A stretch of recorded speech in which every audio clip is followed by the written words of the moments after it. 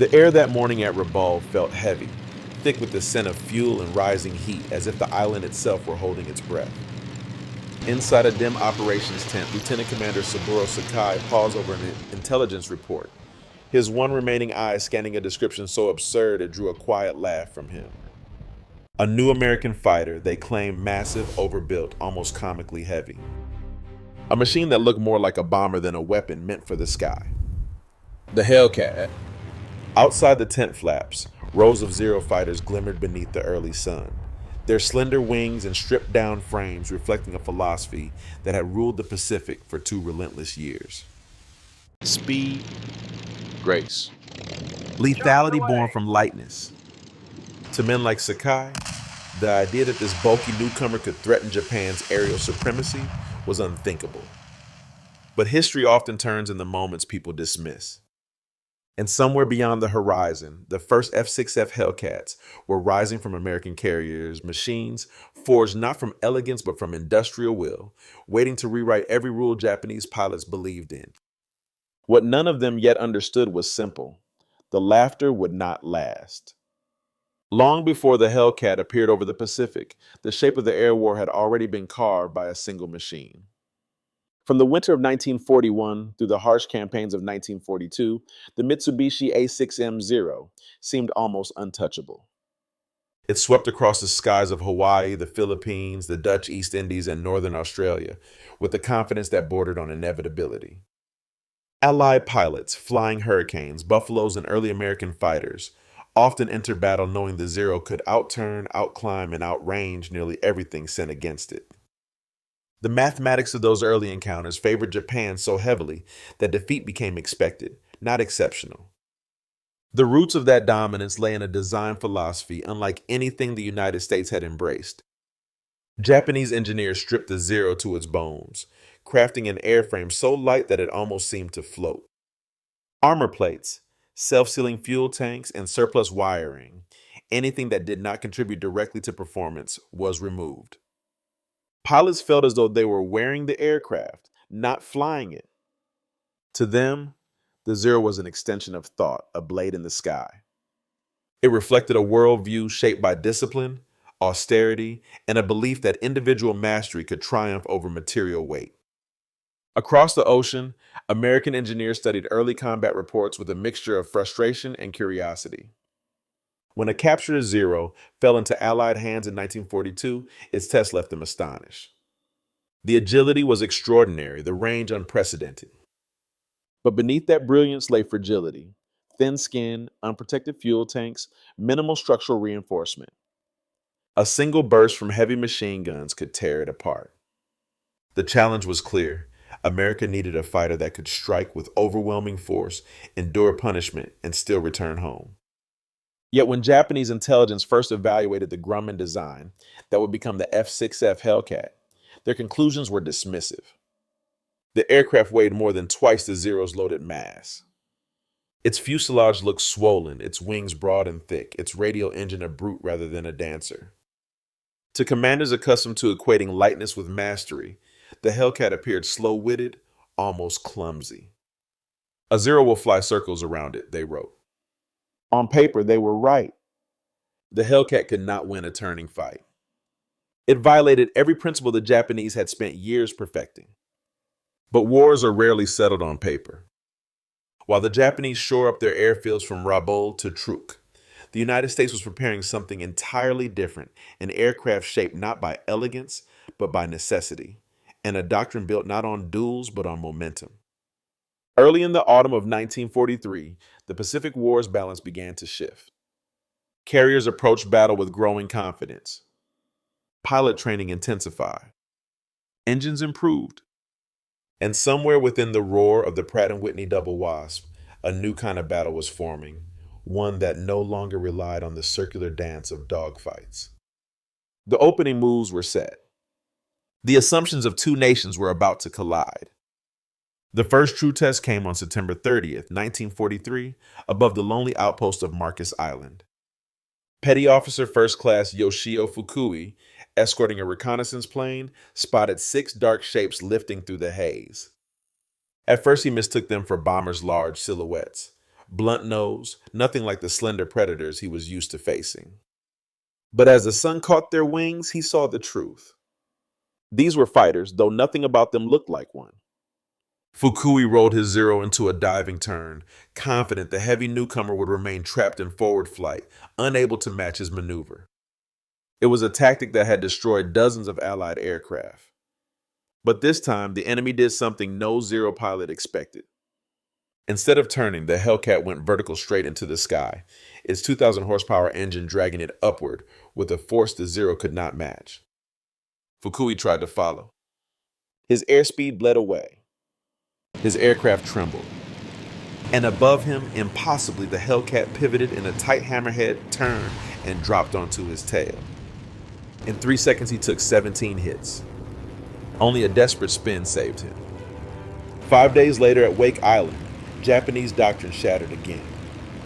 Lieutenant Yoshio Shiga led 12 Zeros into battle from a position of absolute advantage, altitude, sunlight, formation. Yet when his fighters dived, the Hellcats below held formation and accelerated. Their armor soaked up the incoming fire. Their structure stayed firm under pressure that would have snapped a Zero apart.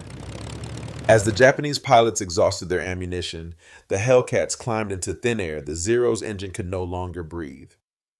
Then they descended like steel-weighted hawks. 8 Zeros fell. No Hellcats were lost. In briefing rooms across the Pacific, the meaning of these encounters became impossible to ignore. Lieutenant Commander Tateo Tanemizu, one of the few veterans who had survived multiple engagements, spoke plainly. Forget everything you know about air combat. The Americans no longer fight our fight. He described a doctrine unfamiliar to Japanese pilots' energy fighting. Speed and altitude became weapons.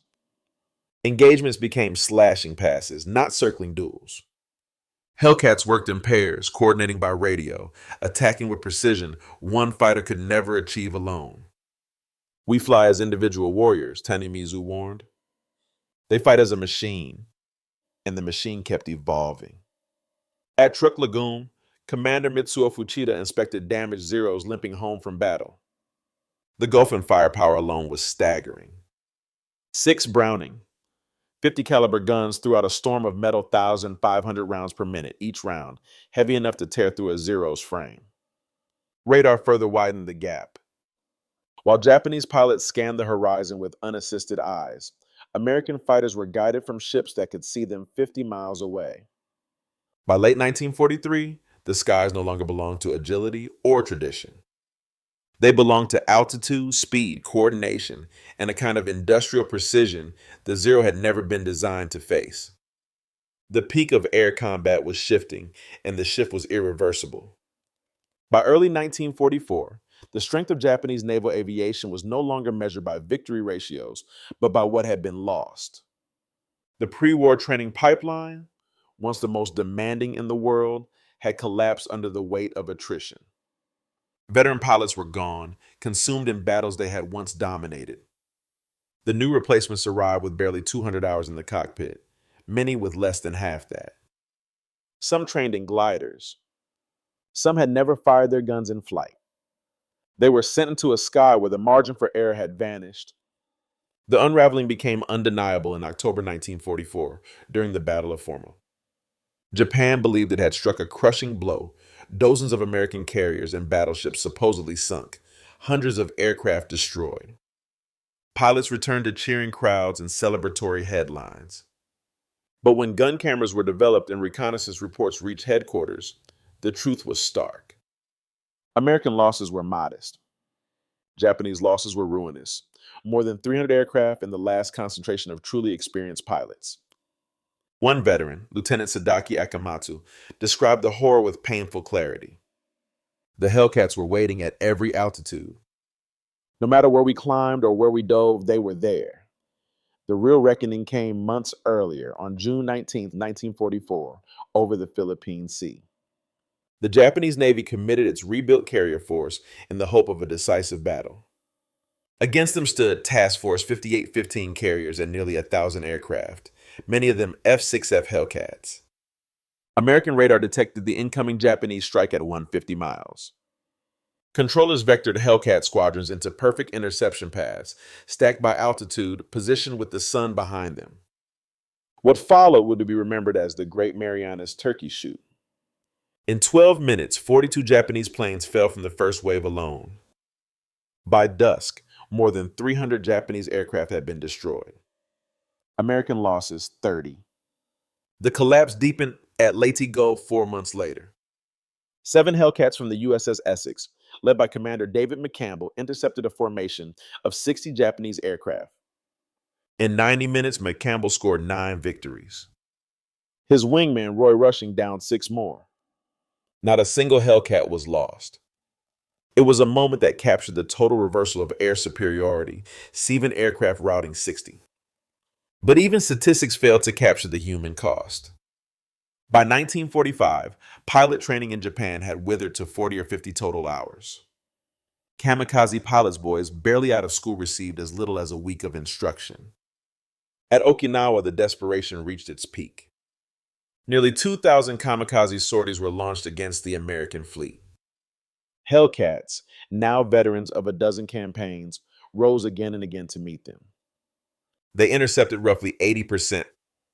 The rest slipped through in smoke and flame. When the battles quieted and the seas calmed, the consequences were unmistakable. A force once feared across the Pacific had been ground down to fragments, broken not only by superior machines, but by a system that could outbuild, outtrain, and outendure anything Japan could sustain. To the United States, the Hellcat's ascent was more than a technological victory, it was confirmation that a new philosophy of warfare had taken hold. American commanders understood early that the Pacific Air War would not be won by individual brilliance, but by a system capable of sustaining pressure across thousands of miles. The F6F was the embodiment of that idea, a machine engineered not to outdance its opponents, but to survive, strike, and return in numbers too great to ignore. From the American perspective, the transformation was profound. Radar allowed carriers to see threats long before their pilots did. Ground controllers directed fighters with a precision that made interception almost routine. Pilot training emphasized repetition, discipline, and energy tactics rather than the personal flair celebrated in traditional dogfighting cultures. Where Japan relied on the heroism of a shrinking elite, the United States built an assembly line of competence. Thousands of pilots were trained to the same standard, flying aircraft built to the same tolerances, guided by a doctrine that minimized individual risk while maximizing collective lethality. Globally, observers saw something larger than a single aircraft prevailing over another. They saw the arrival of industrialized air warfare, an approach that fused technology, logistics, training, and doctrine into a single instrument of national power. Even Allied analysts who admired the Zero's beauty and agility admitted privately that such machines belonged to a fading era. The future rested with aircraft like the Hellcat, which turned air superiority into something that could be planned, measured, and reproduced. For Japan, the contrast was devastating. The Zero represented a world in which the individual warrior mattered most, where mastery of craft could overcome material disadvantage. The Hellcat revealed the limits of that worldview. No amount of personal skill could counter radar coverage stretching 50 miles, hardened armor that shrugged off glancing blows, or production lines capable of delivering a new fighter every hour. The lessons reverberated far beyond the Pacific. Military thinkers from Britain to the Soviet Union studied the Hellcat's record, recognizing that modern war demanded not only courage, but systems robust, flexible, and unrelenting. In the end, the American perspective was clear. The Hellcat did not merely defeat an aircraft. It reshaped the doctrine of air power itself. When the war finally ended and the Pacific skies grew quiet, the legacy of the Hellcat was written not just in numbers, but in the silence of those who understood what had been lost.